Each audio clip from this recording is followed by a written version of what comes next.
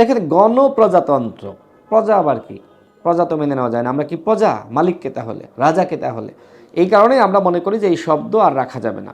এটি হয়তো ৭২-এর যে সংবিধান সেখানে নানান প্রেক্ষাপটে এটি তারা আসলে করেছিলেন, কিন্তু এখন তরুণ প্রজন্ম আর প্রজা থাকতে চায় না। এখন তরুণ প্রজন্ম সবাই রাজা। আমরা আমাদের এই রাজ্যে আমরা সবাই রাজা। একটি গান আছে না যে আমরা সবাই রাজা? সুতরাং এখন এই রাজ্যে কে মালিক আর কে আসলে দাস, সেই প্রথা এখন চলতে পারে না। এখন সবার সমান অধিকার নিশ্চিত করতে হবে। সেই কারণে আমরা বলছি যে সকল বিতর্ককে দূরে রেখে আসুন আমরা একটি গণতান্ত্রিক বাংলাদেশ গঠন করি। সুতরাং সেক্ষেত্রে যদি গণতান্ত্রিক বাংলাদেশ নাম থাকে, সমস্যা কি? আমরা এই প্রস্তাব দিয়েছি। আমরা মনে করছি অবশ্যই অন্তর্বর্তীকালীন সরকার তারা অবশ্যই এই গণপ্রজাতন্ত্র এই শব্দ তারা বাদ দিবে, কারণ এই দাবি কিন্তু সবার দাবি, এই দাবি সবাই করেছে। দেখেন, যে কমিশন গঠন করা হয়েছে সেই কমিশনের নাম কি? সংবিধান সংস্কার কমিশন। সংবিধান বাতিল কমিশন গঠন করা হয়নি, বা কোথাও বলা হয়নি যে আপনারা বাতিল করে দেন, নতুনভাবে লেখেন। সেই দায়িত্ব দেওয়া হয়েছে? দেওয়া হয়নি। সুতরাং এই কমিশনের নাম সংবিধান সংস্কার কমিশন। সেই সংস্কারটাই হবে এবং সেটিই সবাই চাই। হয়তো কেউ কেউ বাতিল চাইতে পারে, সেটি তার ব্যক্তিগত বিষয়, কিন্তু অধিকাংশ মানুষ যা চায়, অধিকাংশ দল যা চায় সেটি হবে। আমরা আসলে আমাদের সংস্কারের প্রস্তাব করেছি, আমরা কিন্তু বাতিলের প্রস্তাব করি নাই। আমরা মনে করছি যে সংবিধানের যে বিষয়গুলো ভালো সেগুলো থাক, আর যেগুলো ভালো না সেগুলো বাতিল হোক, সেগুলো সংস্কার হোক, আমরা সেটি চাই। আমরা সেইভাবে প্রস্তাবনা দিয়েছি। আমরা যেটি বলছি সেটি হলো যে এই মুহূর্তে রাষ্ট্র সংস্কার হইতে হবে।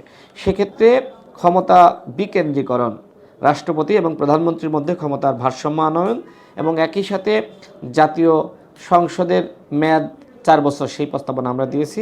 এবং আমরা সেখানে আরও বলছি যে একজন প্রধানমন্ত্রী থাকবেন, একজন উপপ্রধানমন্ত্রী, একজন রাষ্ট্রপতি, একজন উপরাষ্ট্রপতি। আমরা এই প্রস্তাবগুলো দিয়েছি এবং আমাদের প্রস্তাবগুলো নিয়ে এখনও পর্যন্ত আমি কোনো সমালোচনা লক্ষ্য করি নাই। অর্থাৎ মানুষ এখন কিন্তু রাষ্ট্র সংস্কার চায়, কিন্তু কথা হলো যে রাষ্ট্র সংস্কার কারা চায় না?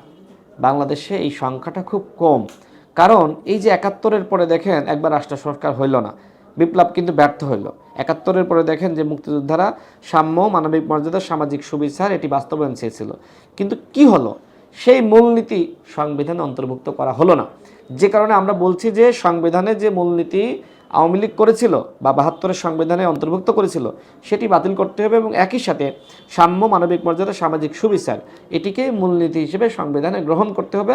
আমরা সেই প্রস্তাবনা দিয়েছি। তো আমি যেটি বলছিলাম যে ৭১-এর পরে জাতীয় ঐক্য এবং সংহতি প্রতিষ্ঠা করা সম্ভবপর হয়নি, ঠিক এই ২৪-এর পরেও যদি না হয় তাহলে কি সমস্যা হবে?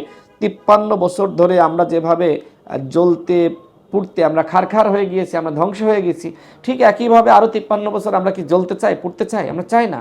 সুতরাং এই ২৪-এ আমাদের হাতে সুযোগ এসেছে, এইবার রাষ্ট্র সংস্কার করতে হবে। রাষ্ট্র সংস্কার কোথায় কোথায় দরকার?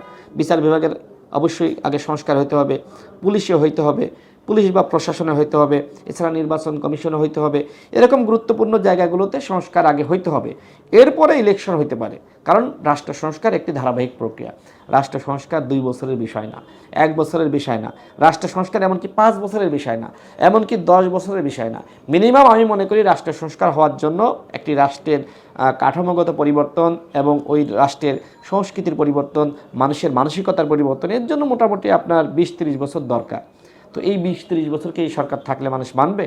সুতরাং আমরা মনে করি সরকারের উচিত হবে গুরুত্বপূর্ণ প্রতিষ্ঠানগুলো সংস্কার করা এবং এরপরে ইলেকশন দেওয়া। এখন কথা হলো যে বাকি যে দল ক্ষমতায় আসবে তারা কি আসলে বাকি কাজগুলো বাস্তবায়ন করবে? যদি না করে তাহলে কি হবে?